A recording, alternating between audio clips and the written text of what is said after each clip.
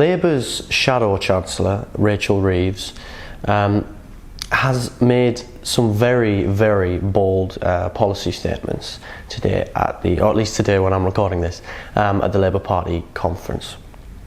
So she said that she is going to be the first Green Chancellor, and has promised to spend, when Labour get in government, £28 billion a year on tackling the climate crisis and transitioning to renewable energy sources every year in that decade. So presumably that will be £28 billion from 2024 right through to 2030 at the very least.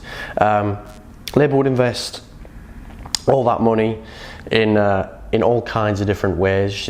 She mentions in a speech that will show up in a second. So I want to talk about that, and I think it's definitely a step in the right direction for Labour's policy initiatives. So let's take a look. To unlock that potential and protect our planet for future generations, I can announce today Labour's Climate Investment Pledge. An additional £28 billion of capital investment in our country's green transition for each and every year of this decade.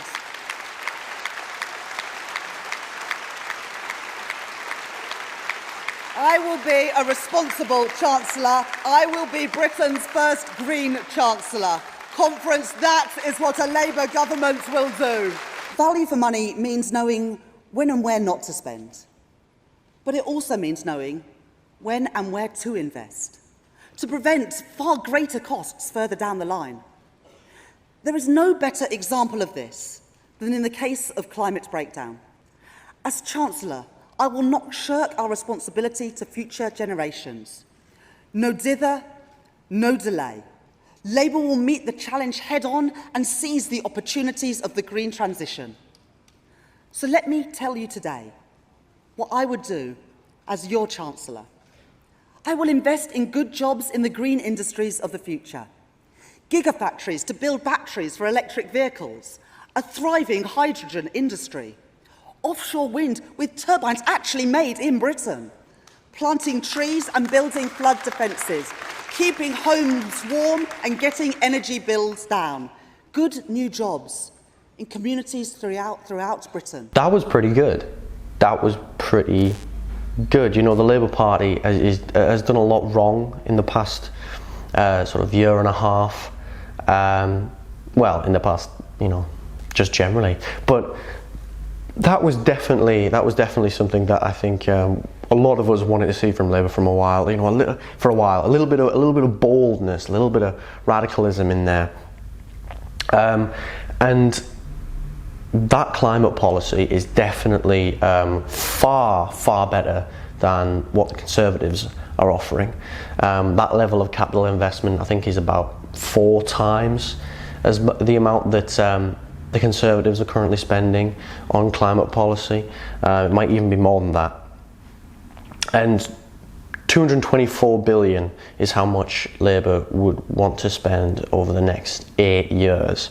Again, presumably that starts right from when they hopefully get elected in 2024, and then kind of continuing through to 2032. Reeves, says these things about how the costs of not dealing with climate change properly now are actually much bigger than the costs of in the short term investing loads of this money in stuff like that. And she talked about all these different methods about setting up massive wind farms off the coast all around the UK.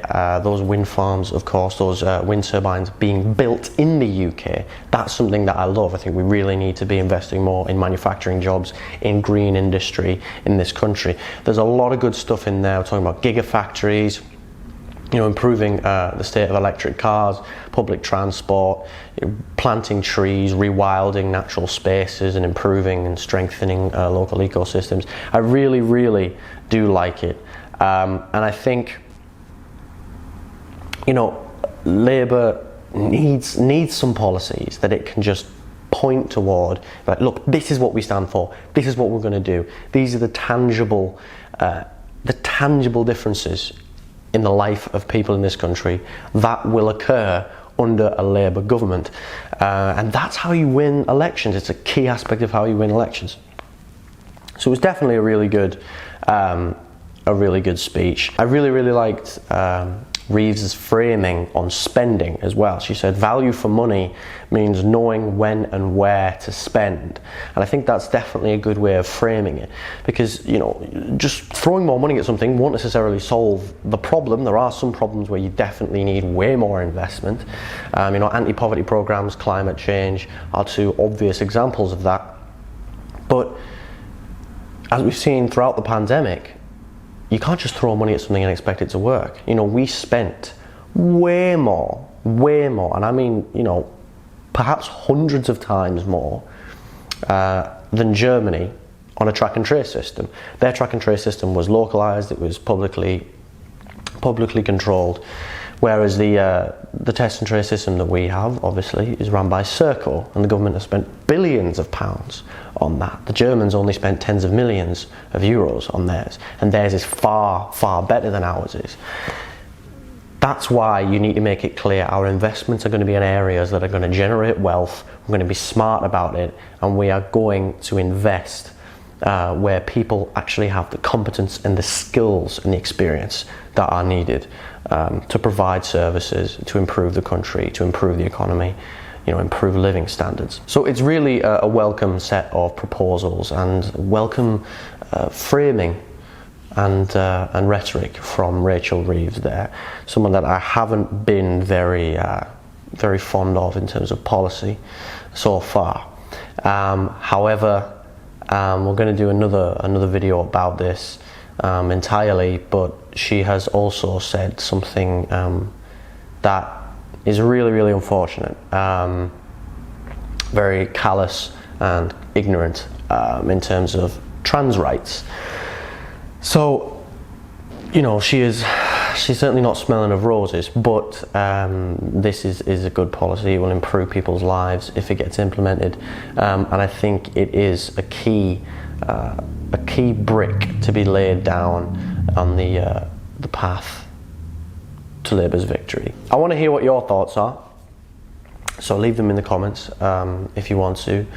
And I do think that this is a really positive development from Labour, but they need to kind of show this level of boldness and this level of a commitment to common sense, bread and butter stuff in more areas. I mean, Rachel Reeves has said that this isn't the time to talk about nationalising companies, even though the energy companies are literally going to be hiking prices, especially the gas companies at the moment, and we're facing fuel shortages in some way or another, at least some disruption to fuel supply chains. So it's clearly absolutely the time to talk about that. The railways continue to increase in fares but stagnate in terms of the quality. And let's be honest, people shouldn't have to pay bills for water. It should be paid for through a progressive taxation system, because it's literally water. You need it to survive. So that was ridiculous, but at least his climate policy was good. But as I said, transphobic comments from Reeves that we will cover in another video. Thank you all very much for watching, as always, and I'll see you in the next one. Cheers.